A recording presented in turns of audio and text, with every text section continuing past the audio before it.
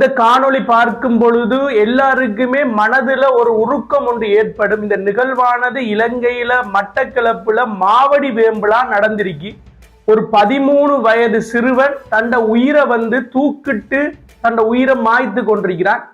இந்த குடும்பத்துக்கு நாங்க எங்களால முடிஞ்ச ஆழ்ந்த அனுதாபங்களை தெரிவிச்சு கொள்றோம். இந்த விடயம் அந்த குடும்பத்துல மனதை கஷ்டப்படுத்துவதற்காகவோ இல்லாட்டி அவங்கள துன்பப்படுத்துவதற்காகவோ இல்ல. மனிதர்கள் பிறர்ல துன்பத்துல துன்பம் காண வேண்டியவர்கள், பிறர்ல துன்பத்துல இன்பம் காணக்கூடாது. யாதுமூரே யாவரும் கேளீர். தமிழ் பேசக்கூடிய மக்கள் அனைவருக்கும் இனிமையான ஒரு வணக்கம்.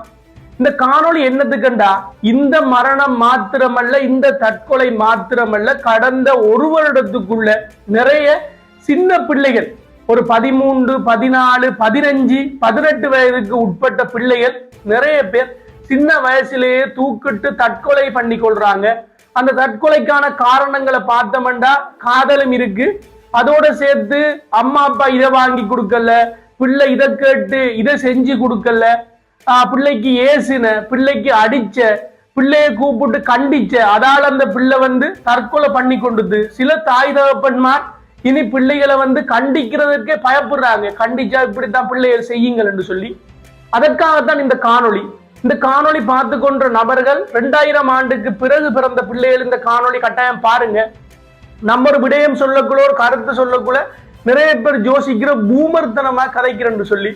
பூமர் தான் என்ன செய்யறது? நீங்க செய்யற செயற்பாடுகளுக்கு சில விடயங்களை பூமர்த்தனமா கதைச்சாதான் போய் சேரும் என்றதற்காகத்தான் இந்த காணொளி.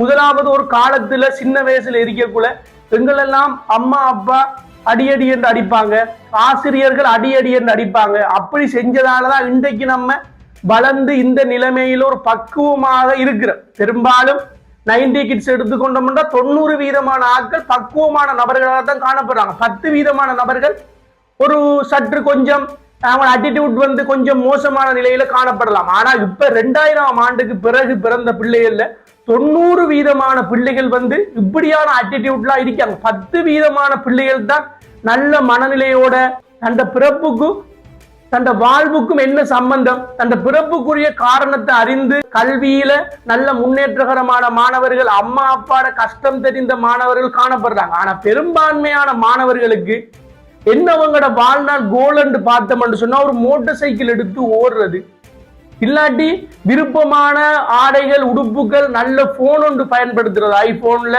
இப்ப கடைசியா வந்த மாடல் பயன்படுத்துறது. சிலர் கனவுகளை பார்த்தீங்கன்னா காதலிச்சு காதலிய திருமணம் முடிக்கிறது. இதுதான் அவங்களோட வாழ்நாளைக்குரிய ஒரு லட்சியமாக காணப்படுது. அன்பான பிள்ளைகளே, 2K கிட்ஸுக்கு இந்த காணொலியில நான் குறிப்பிட்டுக் கொள்ற விடயம் என்னண்டா, நம்மட பிறப்புக்கு காரணம் ஏதோ ஒன்று இருக்கு. இந்த பிரபஞ்சம் நம்மளை படைச்சிருக்குன்னு சொன்னா ஏதோ ஒரு காரணத்துக்காக தான் படைச்சிருக்கு. அந்த காரணம் உங்களோட குடும்பத்துக்கான நல்ல ஒரு எதிர்காலத்தை நீங்க கொடுக்கணும், இல்லாட்டி ஒரு சமுதாயத்துக்கான ஒரு எதிர்காலத்தை கொடுக்கணும், இல்லாட்டி இந்த உலகத்துக்காக உங்களை இந்த பிரபஞ்சம் படைச்சிருக்கும். அதை நீங்க உணர்ந்து கொள்ளுங்க. அதை விட்டுட்டு இந்த அற்ப சொற்ப சின்ன விடயத்துக்காக நீங்க அப்படி அப்செட் ஆகுறீங்க. ஒரு காதலுக்காக உயிரை மாய்த்து கொள்றீங்க, கேட்ட பொருள் கிடைக்காம உயிரை மாய்த்து கொள்றீங்கடா.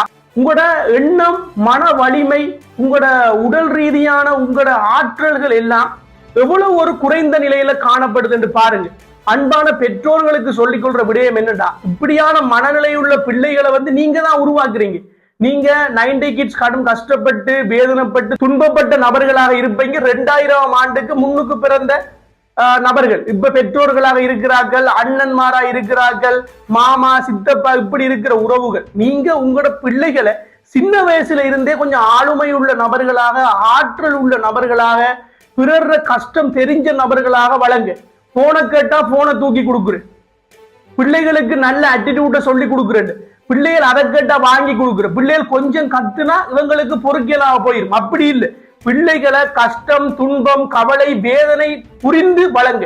சின்ன வயசுல இருந்து பிள்ளைகளுக்கு பக்குவத்தை சொல்லி கொடுங்க. நீங்க படுற கஷ்டத்தை சொல்லி கொடுங்க. சிலர் கஷ்டப்பட்டு பிள்ளைகளை வளர்ப்பாங்க, ஆனா பிள்ளைகளுக்கு எந்த ஒரு கஷ்டமுமே தெரியாது. பிள்ளைகள் ஒரு பைக் கேட்ட வாங்கி கொடுக்குறோம். 17, 18 வயது பிள்ளைகளுக்கு மோட்டார் சைக்கிள் முதலாவது வாங்கி கொடுக்காங்க. இதனால பிறர் உயிரும் போயிரும். வீதியில அவ்வளவு ஸ்பீட்டா அந்த 17, 18 வயது மாணவர்கள் போறாங்க. கொஞ்சம் பேர் லைசன்ஸே இல்லை, ஆனா மோட்டார் சைக்கிள் மட்டும் வாங்கி கொடுத்துருவாங்க. வாங்கி கொடுத்தா என்ன நடக்கும்? இதால விபத்துக்கள் ஏற்படும்.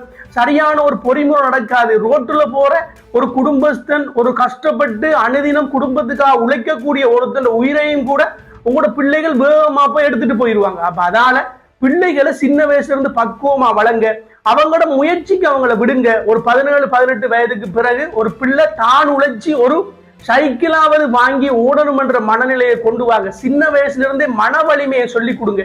சின்ன வயசுல இருந்தே பிள்ளைகளை ஆளுமையா வளங்க. இந்த போனை மட்டும் கொடுத்து பிள்ளைகளை வளர்க்காதீங்க. பிள்ளைகளுக்கு நல்லதை சொல்லி கொடுக்கறதே இல்லை பெற்றோர். பிள்ளைகளை வீட்டுக்குள்ள வச்சு போனையும் கொடுத்து நல்லதையும் சொல்லி கொடுக்கறதுல பிள்ளைகளுக்கு எந்த ஒரு ஆளுமையும் இல்லை.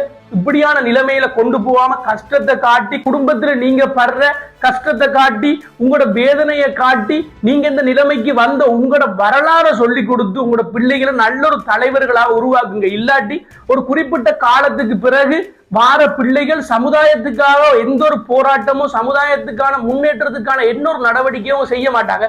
அவங்களோட நோக்கம் எல்லாம் சுயநலம் மற்றும் அவங்கள மட்டும் போக்கஸ் பண்ண மாதிரி ஒரு குறுகிய வட்டத்துக்குள்ள அவங்களோட வாழ்க்கை முடிஞ்சிடும். அவங்க ஏதோ ஒரு சின்ன ஒரு பிரச்சனை வந்தாலோ சமுதாயத்துல சின்னொரு ஒரு பிரச்சனைக்கு தன் உயிரை மாய்த்து கொள்ளக்கூடிய ஒரு சோர்வான மனநிலை, ஒரு பலவீனமான மனிதர்களையும் தலைவர்களையும் நீங்க உருவாக்காதீங்க என்று கேட்டு மறுபடியும் இந்த குடும்பத்துக்கு நாங்க ஆழ்ந்த அனுதாபங்களை தெரிவித்துக் கொள்றோம். இறப்பு என்றது நம்மட மதப்படி முடிவில்லை, அது ஒரு சுழற்சி. மறுபடியும் நல்லொரு எதிர்காலம், நல்லொரு வாழ்க்கை, நல்லொரு பிறப்பு அந்த பையனை கிடைக்கணும் என்று கேட்டு வீழ்வது நாமாயினும் வாழ்வது தமிழாகட்டும். நன்றி.